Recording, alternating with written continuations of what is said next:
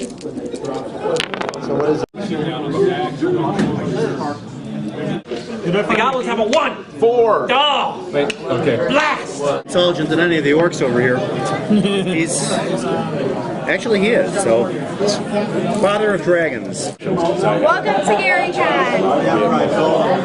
Hi, what game you got going here? This is the Siege of Nargothrond. This is sort of like a prequel to the Lord of the Rings. This is when Sauron is a lackey to Morgoth, and Glaurung, the father of dragons, was sent with an army to go and punish the Huron by causing anything his son Thurin touches to basically go backwards and go haywire. And he's about to wipe out the elven city of Nargothrond. Yes!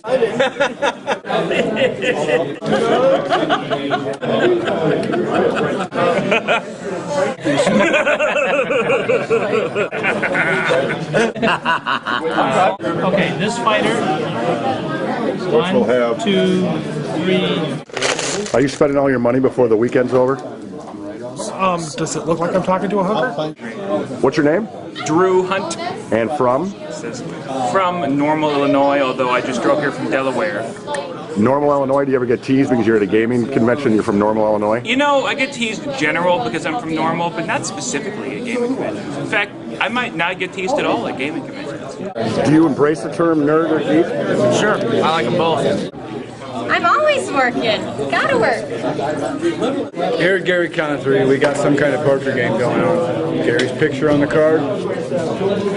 We try to wander around, trade, steal, lie, cheat, beg, whatever, to get the best poker hand. How you doing so far? So far, I need the ace. Well, didn't you come right at us looking for our cards right away? Yeah, that was the begging part. So you must have a nickname around here. You don't want to know what it is.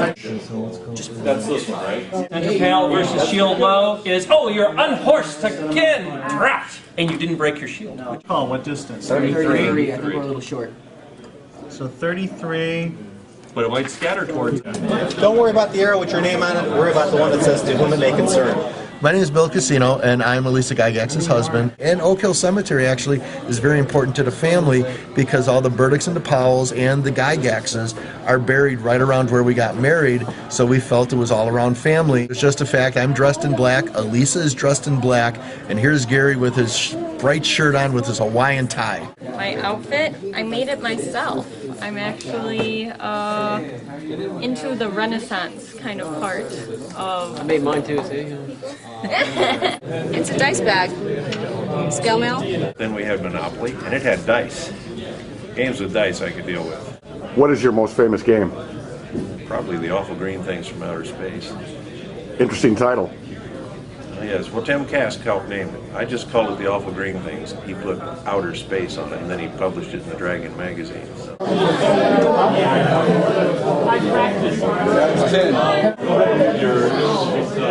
Now remember, if you did not refuel previously, The other goblin who is completely immolated continues to burn.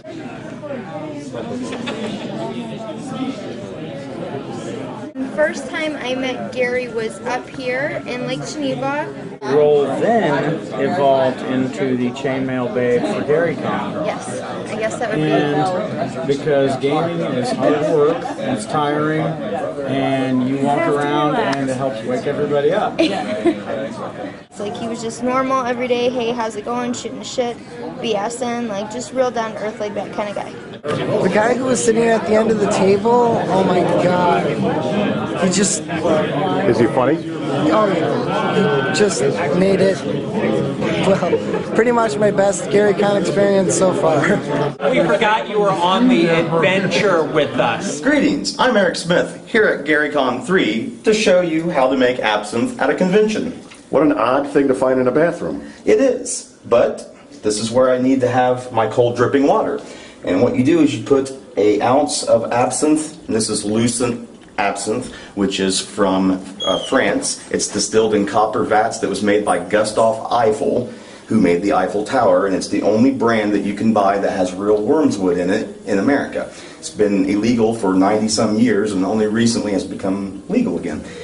This here is what it looks like. You put an ounce in, and you put 4 ounces in on top, and you slowly drip this water here on a sugar cube. And that causes the items and such in the absinthe to louche, what the French call louching, which is turning from a translucent green to an opaque green, which is the traditional color that most people will see absinthe on their television show. And if you want to know what it tastes like a black jelly bean. Most people say it tastes like licorice, but I think it's like a black jelly bean because you put the sugar cube in it. Let me hold this gentleman up here. Go ahead. And there I have 2 glasses of absinthe. And I'm on my way to go run a game.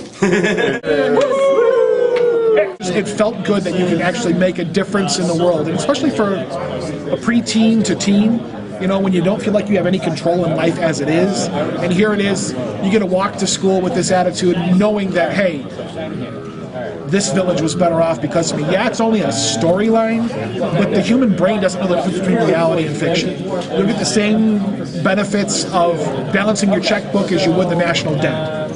The success, the experience gained from being able to do something correct makes the difference. It gives the attitude. It's the reason why a lot of gamers walk around with an air of confidence that people just don't understand where they get it from. And yeah, we've had our mistakes, our characters have died before, but we've gone through a lot of trial and error.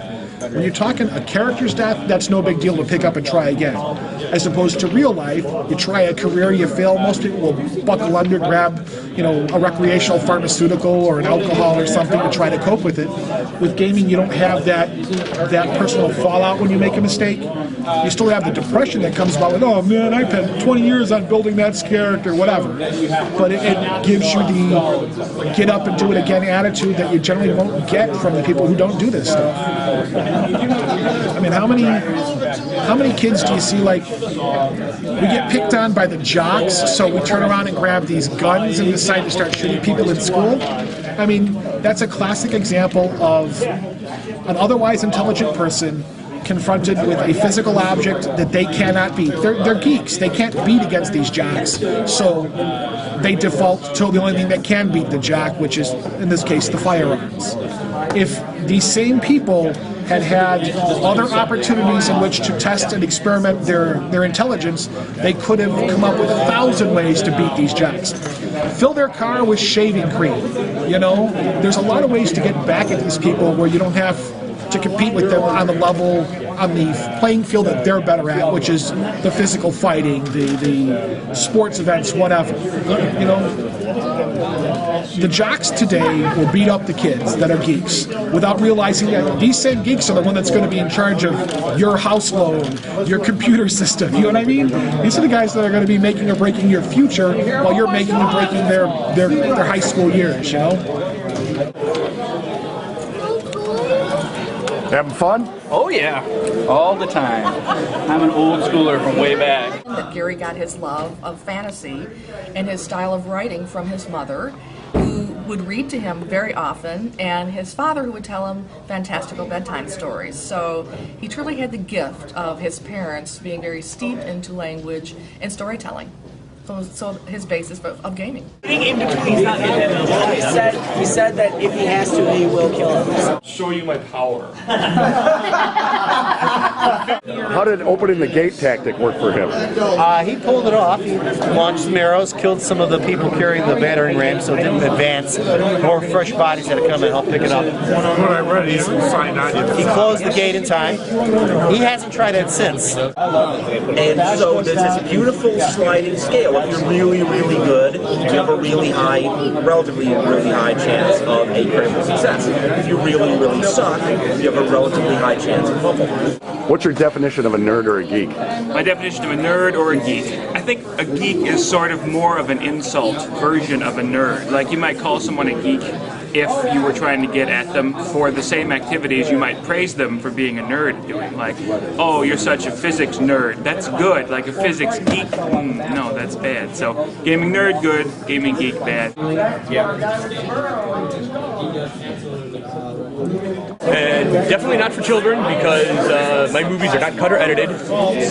So gore, violence, nudity, cannibalism, drug-fueled orgies, demonic possession, vampires, and peanut butter. And peanut butter. A nerd is a educated but lacking in social skills. And a geek? A geek is a fanboy in the nerd realm of ideas. Seriously, I don't think I would have turned out nearly as good a person if it wasn't for these games. Seriously.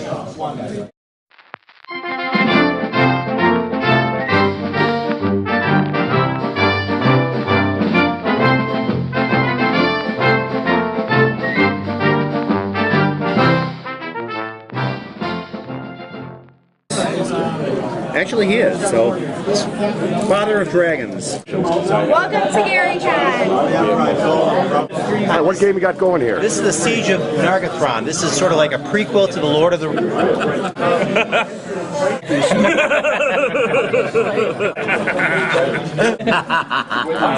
Okay, this fighter. One, two, touches to basically go backwards and go haywire, and he's about to wipe out the elven city of Nargothrond. Yes!